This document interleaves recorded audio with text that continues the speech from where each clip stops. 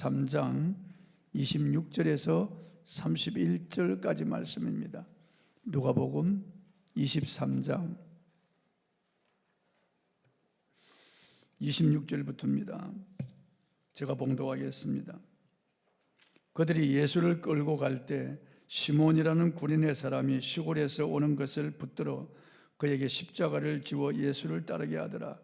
또 백성과 미끄를 위하여 가슴을 치며 슬피 우는 여자의 큰 무리가 따라오는지라. 예수께서 돌이켜 그들을 향하여 이르시되 예루살렘의 딸들아, 나를 위하여 울지 말고 너희와 너희 자녀를 위하여 울라. 보라, 날이 이르면 사람이 말하기를 잉태하지 못하는 이와 해산하지 못한 배와 먹이지 못한 젖이 복이 있다 하리라. 그때 사람이 산들을 대하여 우리 위에 무너지라 하며 작은 산들을 대하여 우리를 덮으라 하리라. 푸른 나무에도 이같이 하거든 마른 나무에는 어떻게 되리요 하시니라. 아멘. 영상을 하나 잠시 보고 제가 말씀을 선포하겠습니다.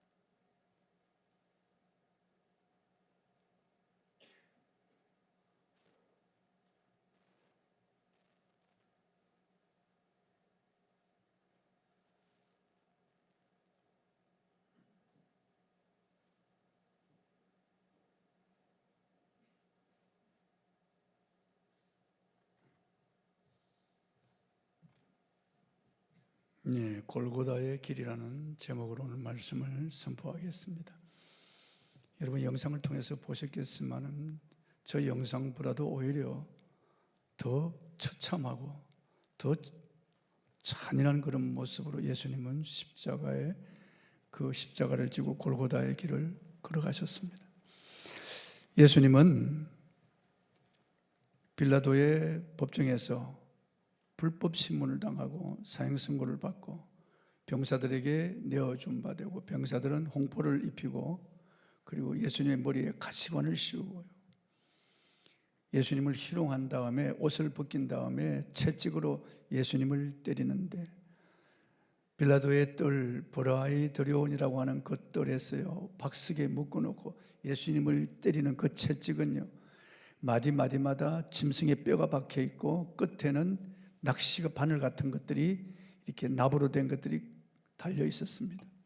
한 번씩 후려칠 때마다 살점을 뜯어내고 이 살 가운데 깊이 박히게 되고 살점을 뜯어내기 때문에 39대를 예수님이 맞으셨는데 예수님의 덩어리는 이미 갈갈이 다 찢어지고 깊이 고랑이 피어서 예수님의 덩어리에서 흘러내는 그 선지피가 이루 말할 수 없이 쏟아졌기 때문에 예수님은 이미 탈진한 상태에서 저 바라바가 지고 가야 할 십자가 180건해야 되는 무거운 십자가를 지고 갈 수가 없었습니다. 고난의 길이라고 하는 비아돌로로사 그 길 800m가 되는 그 길을 예수님이 십자가를 지고 가시는데 로마 군병들은 계속해서 채찍질을 하는 겁니다. 그럼 예수님이 또 쓰러지고 또 쓰러지고 시간은 계속 지체되었습니다. 앞에 두 강도는 이미 자기 십자가를 지고 올라가 버렸어요.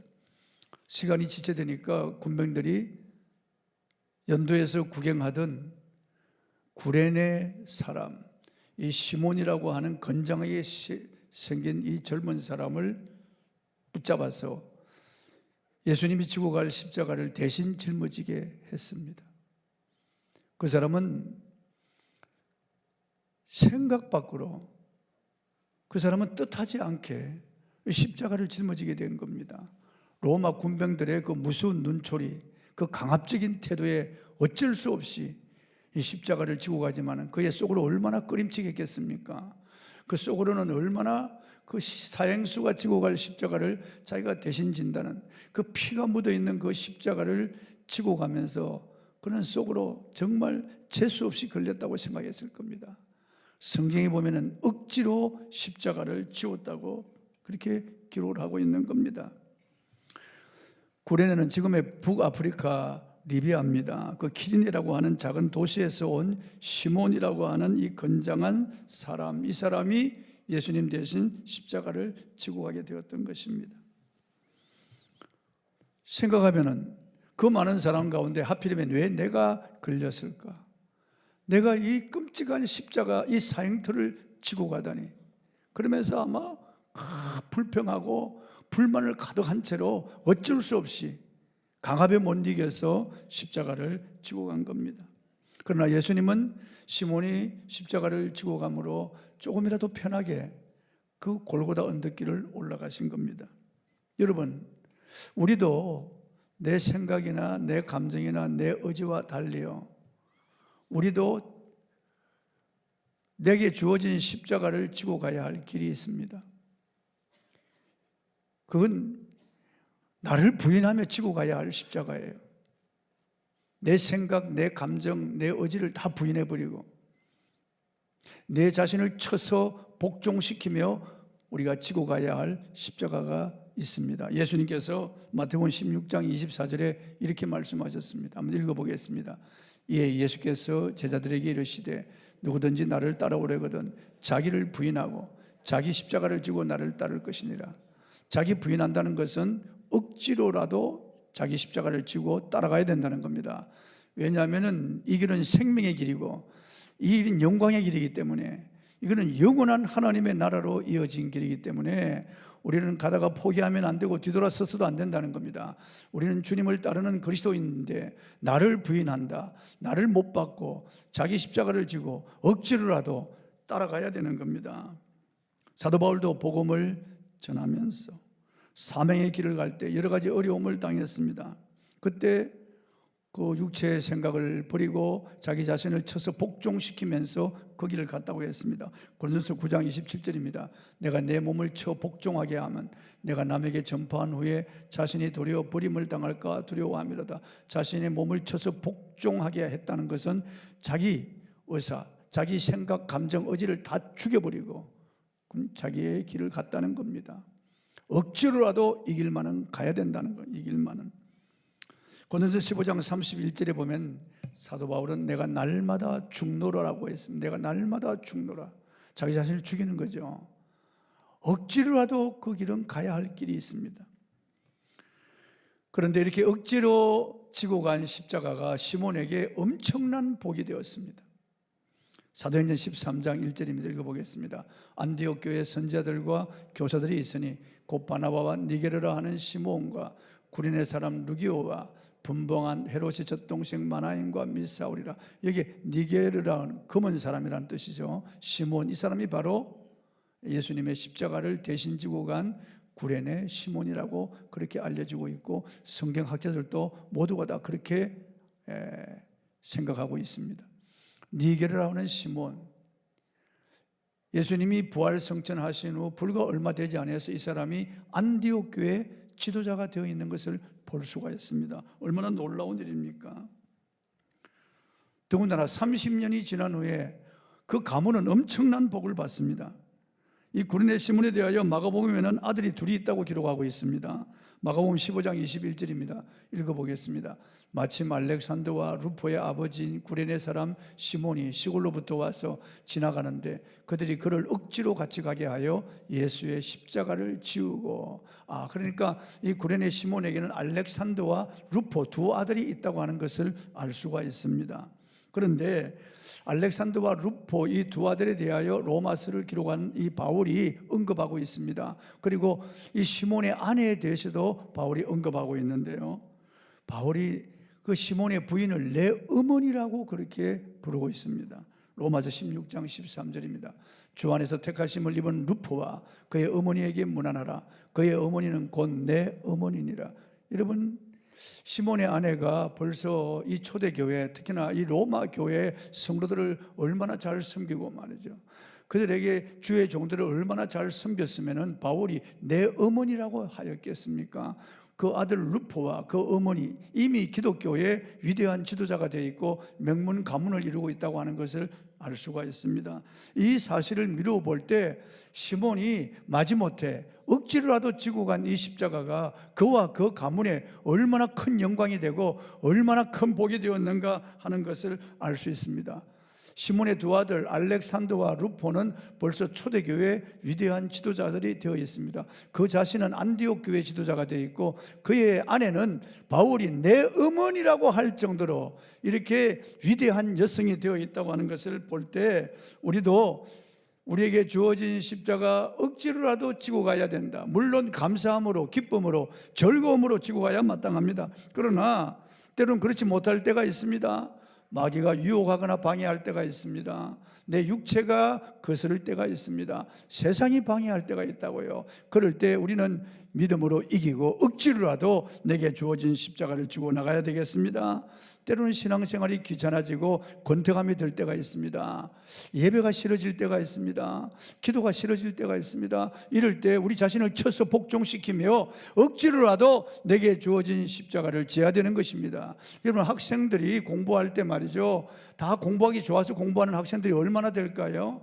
공부하기 싫지만은 그 시간에 게임하고 그 시간에 친구들하고 놀고 싶지만은 그 시간에 좋은 데 가서 오락이라도 하고 싶은데, 공부해야 되는 것은 학생이 마땅히 공부해야 하기 때문에 억지로라도 공부하는 것입니다. 우리 교회 와서 간증한 그 송건 장로님은요, 공부하기 싫었대요. 근데 집이 너무 가난하고 자기마저 공부하지 않고 자기마저 하층민이 되면은 자기 가정은 희망이 없다는 것을 알고 그는 억지로 공부했다는 겁니다. 억지로 겨울에도 찬물을 마셔가면서 억지로 공부한 결과 경기고등학교를 나오고 서울대학교를 나와서 그리고 미국의 미시간 대학에 가서 이 기계공학을 전공하고 교수가 되었다는 겁니다. 우리 교회에서 간증할 때 그분이 내가 억지로 공부한 그것이 오늘날 나를 이렇게 행복하게 했고 오늘 이렇게 사회에서 성공자로 만들어 주었다고 하는 겁니다. 학생들은 억지로라도 공부해야 되는 겁니다.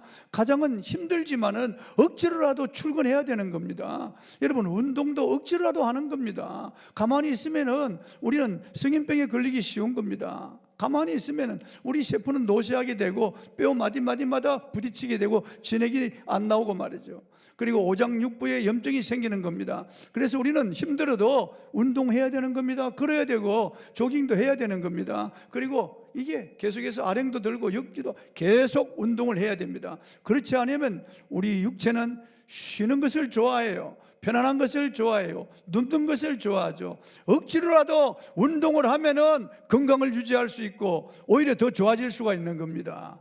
그래서 신경, 세포, 조직, 근육, 뼈대, 오장, 육부, 사지, 백체가 건강하려면은 아무래도 내 육체를 조금이라도 더 보존하려면은 억지로라도 힘을 써서 운동해야 되는 겁니다. 운동. 마찬가지로 우리는 억지로라도 주일 성수를 해야 되는 겁니다. 마귀는 주일 성수를 방해합니다. 십계명의 안식일을 기억하여 그날을 거룩히 지키라고 주님 명령하고 있는데, 이 주일을 지키지 못하도록 갑작스럽게 시댁이나 친정에 일이 생긴다든지, 아니면 아주 가까운 친척이 찾아온다든지, 아니면 어려운 문제가 발생한다든지, 아니면 세상 오락 때문에 주일을 지키지 못하고 주일을 팔아먹고 주일을 더럽히게 되고, 우리 주일에 하나님 전에 나와서 예배드리지 못하도록 마귀가 여러 가지로 우리를 방해할 때 우리는 억지로라도 주님 전에 나와야 되는 겁니다.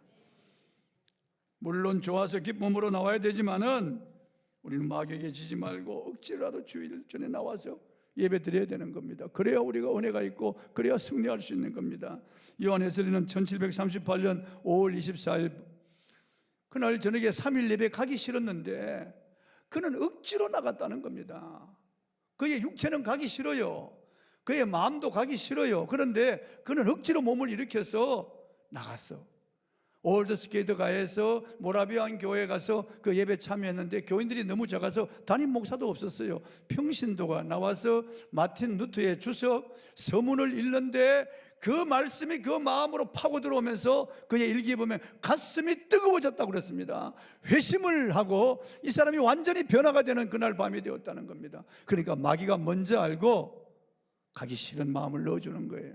마귀가 은혜 받지 못하도록 여러 가지로 방해했지만은 요한 웨슬리는 억지로 나간 그것이 그에게 어마어마한 복이 되어 돌아왔고, 그를 통해서 영국이 변화되고 세계가 변화되는 역사가 일어났던 겁니다. 그러니까 억지로라도 주의 전에 나와서 예배를 드려야 되는 겁니다.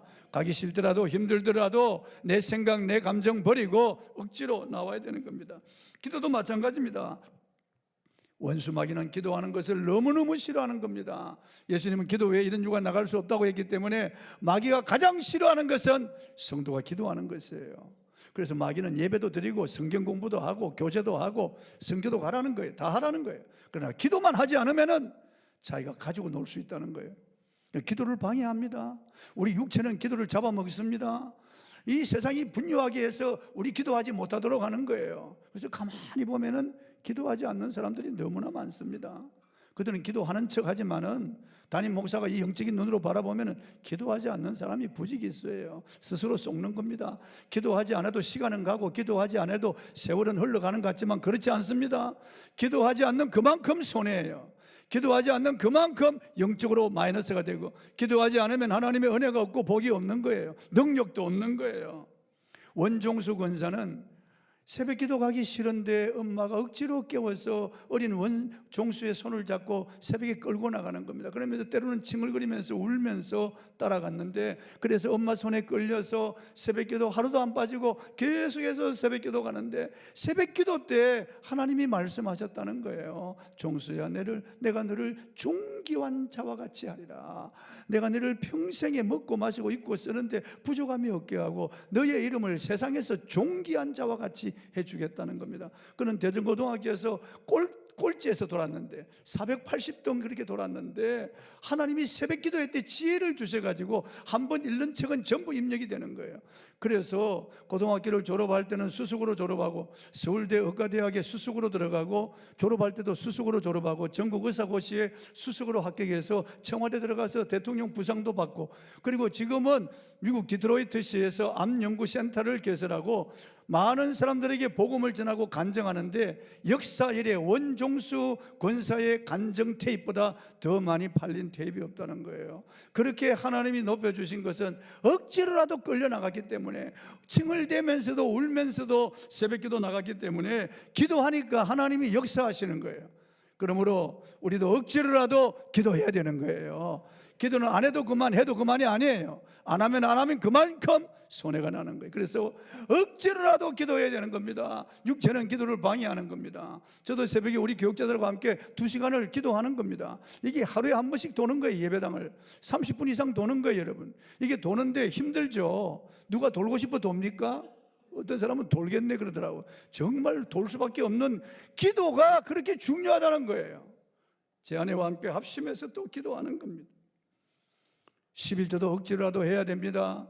11조는 내 것이 아닙니다. 감사헌금이나 기타 헌금은 헌금이지만 11조는 헌금이 아니에요. 11조는 하나님의 것이기 때문에 하나님의 것을 도둑질하지 않고 하나님께 드리는 겁니다. 우리 교회도 11조 하는 성도들 보면 놀랍습니다, 여러분. IMF다 코로나다 아무리 어려워도 11조 하는 성도들의 수입을 보면 점점 늘어가는 겁니다. 최하 그대로 있든지 아니면 늘어나는 겁니다. 엄청난 복이 11조를 통해서 우리 교회 성도들에게 주어지는 것을 40년을 목회하면서 보는 겁니다. 그러나 인색하고 아까워서 인간의 욕심 때문에 움켜쥐면은 그만큼 나에게 손해가 나는 겁니다. 기한전에 소산이 떨어지죠.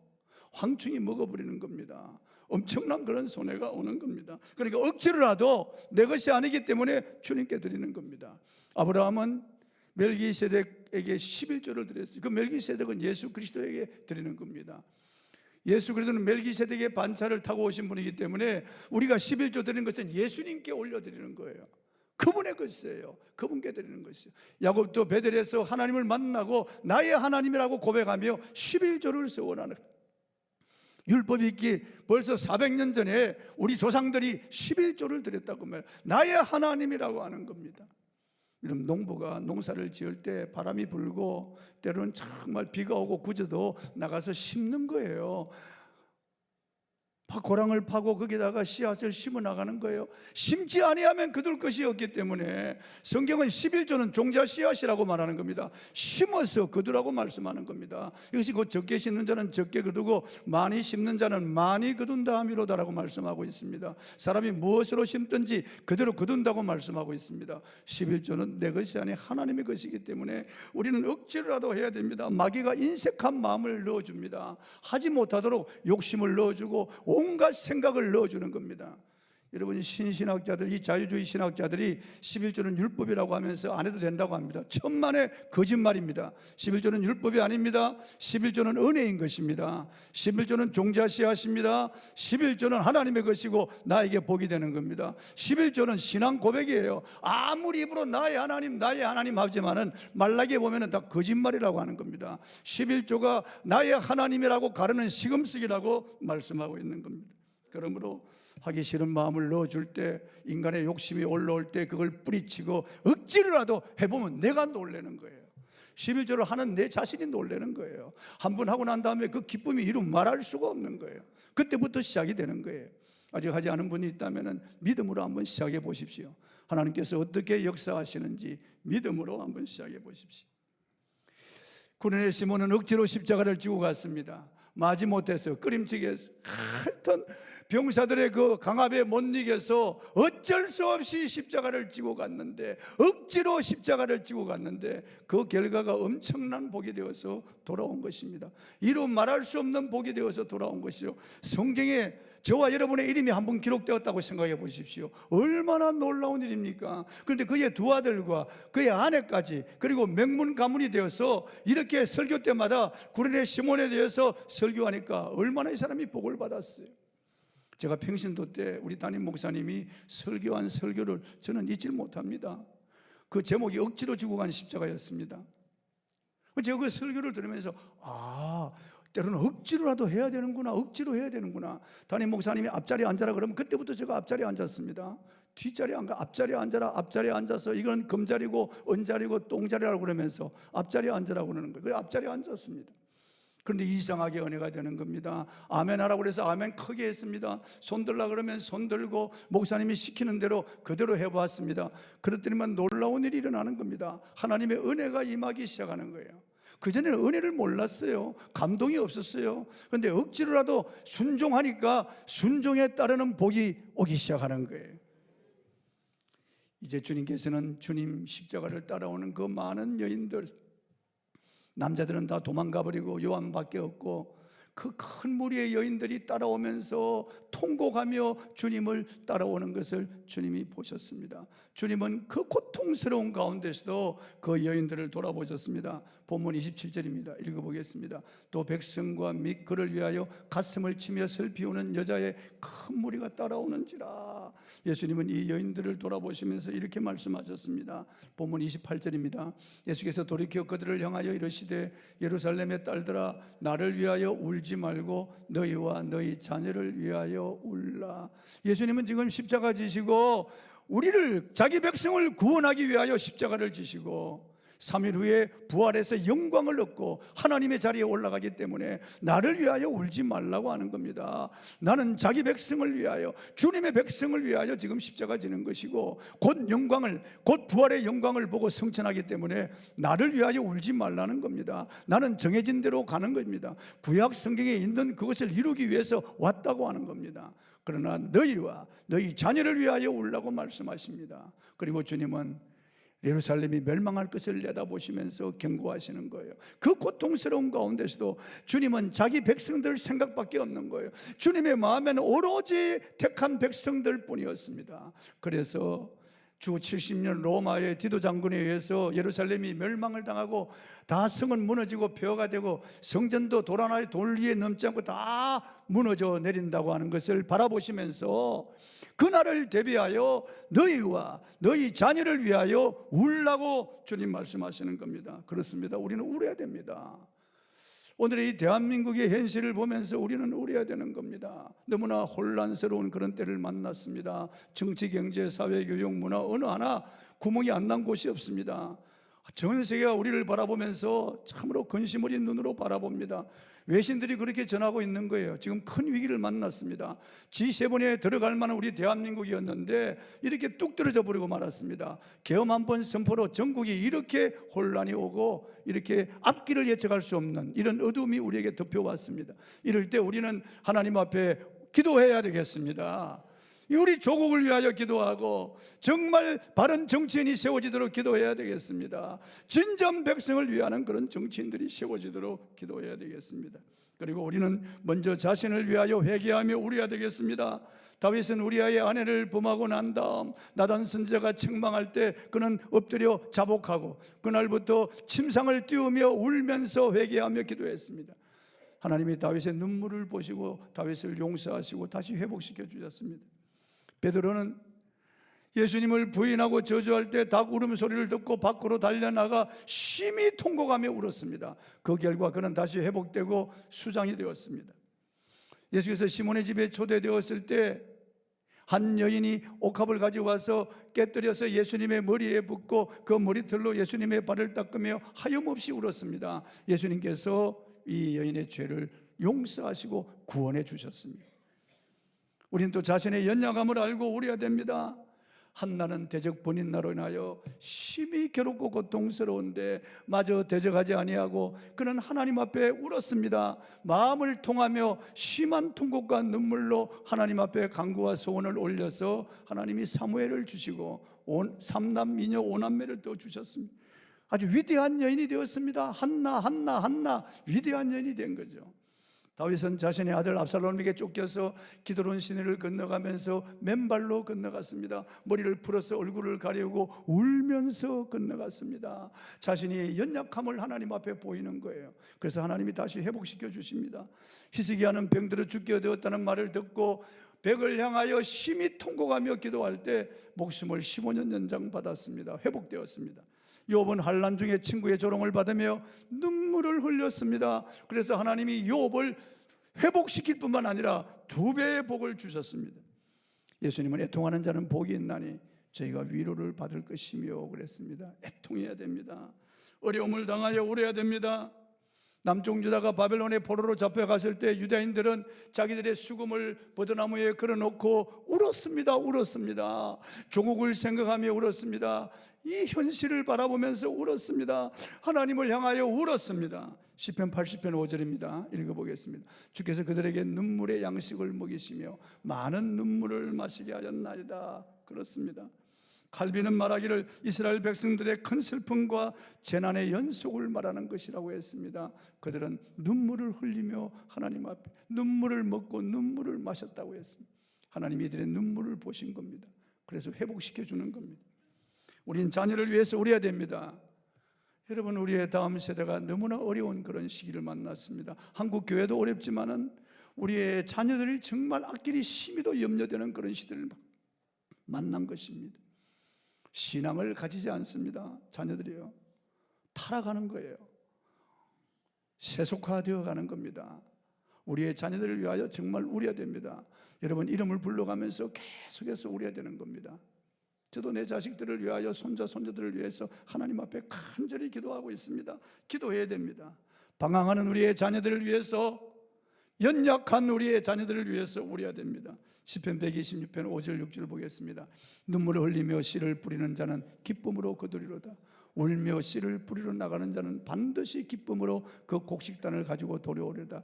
여러분, 히브리 문법에 두 번 강조하는 것은 아주 중요한 것이에요. 반드시 이루어진다는 겁니다. 눈물을 흘리며 씨를 뿌리는 자는 기쁨으로 거두게 된다는 겁니다. 기쁨으로 곡식단을 가지고 돌아온다는 겁니다. 우리가 눈물 흘릴 때 하나님 우리의 눈물을 소중히 보시고 우리의 눈물을 그의 눈물병에 담으신다고 말씀하고 있습니다. 하나님이 기억하는 겁니다. 눈물 한 방울을 기억하는 겁니다. 그러므로 하나님 앞에 기도할 때, 하나님 내게 눈물을 달라고 기도하십시오. 내 가슴에도 내 눈에도 눈물을 달라고 기도하고 하나님 앞에 울며 기도하여 여러분의 자녀들이 여러분의 눈물이 떨어질 때 살아나는 그런 역사가 있기를 바랍니다. 말씀했습니다. 구레네 시몬은 억지로 십자가를 지고 갔어요. 너무나 끄림칙한 마음으로, 너무 기분 나쁘게 마지 못했어. 로마 병정들의 형형한 눈빛, 강압에 못 이겨서 그 피 묻은 십자가, 그 죄수가 지고 가는 십자가를 지고 갔습니다. 예수님이 지고 가는 십자가는 바라바가 지고 가야 할 십자가였습니다. 무거운 십자가, 그는 억지로 십자가를 지고 가는데 그 덕분에 예수님은 조금이라도 편하게 그 길을 가셨습니다. 비아 돌로로사, 고난의 길을 조금이라도 편하게 가셨어요. 억지로 지고 간 십자가가 얼마나 엄청난 복이 되어 돌아왔는지 우리는 들었습니다. 그러므로 여러분, 때로는 우리가 억지로라도 해야 되는 거예요. 이 길이 진리의 길이고 생명 길이기 때문에, 이 길이 은혜의 길이고 복받는 길이기 때문에 억지로라도 우리는 십자가를 질 필요가 있는 겁니다. 다 좋아서 하겠습니까? 다 기뻐서 하겠습니까? 다 즐거운 마음으로 하겠습니까? 때로는 마귀가 여러 가지로 방해하고 육체가 방해하는데 이걸 우리가 무릅쓰고 내 몸을 쳐서 복종시키며 억지로 십자가를 지고 가면 하나님의 은혜가 임하기 시작하는 거예요. 엄청난 그런 복이 되어서 돌아오게 되는 겁니다. 주의를 억지로라도 지킬 필요가 있습니다. 기도도 억지로 할 필요가 있습니다. 11조도 억지로 할 필요가 있습니다. 하나님의 복이 임할 겁니다. 우리와 우리 조국과 우리의 자녀를 위하여 울어야 할 것입니다. 기도하겠습니다.